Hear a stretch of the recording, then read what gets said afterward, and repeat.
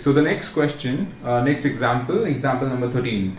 How many terms of the AP given here is 24, 21 and 18, dash dash. So how many terms of the AP, meaning the question is asking for n value, n is also question mark, must be taken so that the sum is 78.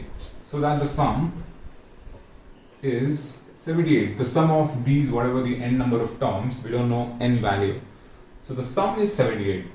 So this is what is given in the question. Now the AP is given, so from the AP we can write A is 24 and the common difference value is 21 minus 24, which is minus 3. Now Sn, we know the formula, n by 2, 2a plus n minus 1 into d. So I'll use this formula. I'll substitute Sn as this, and where n is unknown, so n remains n by 2 to a. So a value we substitute plus n remains n minus 1 into common difference is minus 3. So observe negative value in the brackets. So this is equals to 78. Okay, now what do? We simplify. This n by 2 value, this 2 is in the denominator. So what you can do is you can cross multiply this 2 to the other side. So n is outside. Inside you have 48. This n minus 1 is multiplication with minus 3. So I'll maybe quickly multiply here. I'll give you minus 3n plus 3. Minus 3n plus 3 is equals to 78. This 2 was in the denominator here. So when you cross multiply, it goes to the numerator. Okay, so 78 multiplied by 2 will give you 156. Okay, so we simplify this equation. N into, this is going to give you 48, this is plus 48, this is plus 3. So it'll give you 51. Minus 3n is as it is equals to 156. Now this n we are going to multiply. Inside, this is a binomial, so we multiply with each of them. So n into 51 is 51n minus 3n square is equals to 156. Alright, so if you observe here, you are having n square. That means this is a quadratic equation. I'll rewrite this equation, minus 3n square, 51n, I'll take it to the right hand side. Minus 3n square will become 3n square, plus 51n is minus 51n. I have taken these two to the other side. This is 156 already, is equals to 0. I've just rewritten the equation. Okay, so looking at the equation, it looks like 3 is a factor.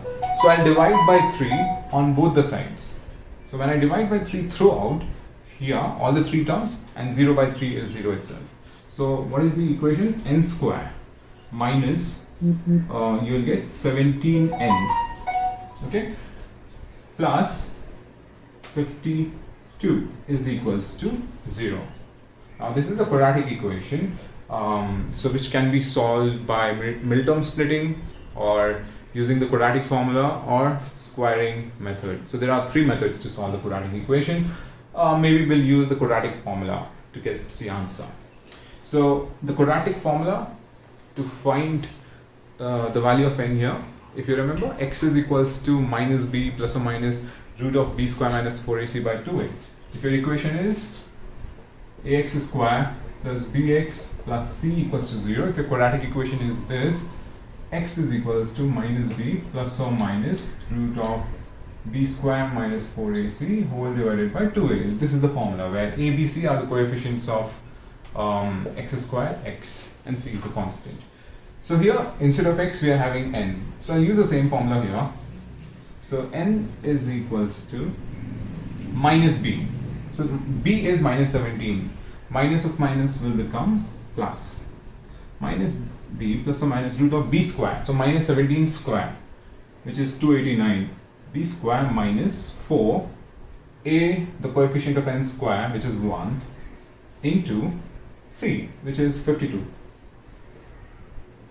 Whole divided by 2a. So 2 into n square coefficient is 1, 2a. So 2 into 1 is 2 itself. Now we simplify here. We'll get 208 this multiplication. 4 into 1 into 52 is 208 with a minus sign. So 289 minus 208 will give you 81, and square root of 81 is 9. So this complete thing is 9. So I'll write down here now. N is equals to 17 plus or minus, the simplification is 9 whole divided by 2. So n is either 17, so once we take plus, once we take minus, 17 plus 9 will give you 26 by 2, which is 13, and once we take minus, so 17 minus 9 is 8 by 2, which is 4.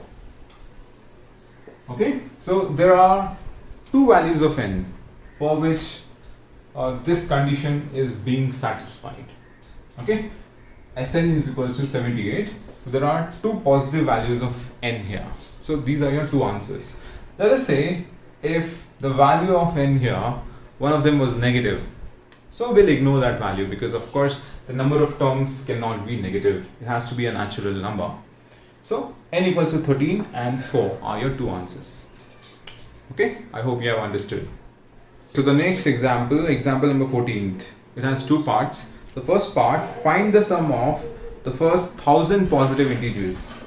The question is, find the sum of the first 1000 positive integers.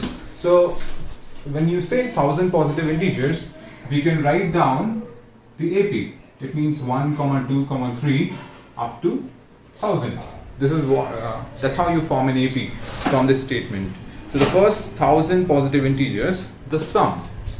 So sum of the first 1000 terms is what we are supposed to find. And what do we know? Here, A value, the first term is 1. The common difference value is 2 minus 1, which is 1 as well. Okay? And what else do we know? We know n value because they're saying the sum of the first 1000 positive terms. So n is 1000. So how do we find s 1000? It's a direct question using the formula. We know n, we know a, we know d. So n by 2 meaning 1000 by 2. 2a, so 2 into 1 plus 1000 minus 1 into the common difference value is 1 as well. So we simplify 1000 by 2, 500. 2 plus 999 will give you 1001.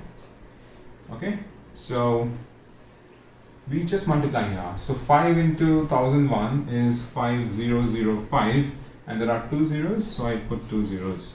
So 500 is this is the answer for the first part, the sum of the first 1000 positive integers.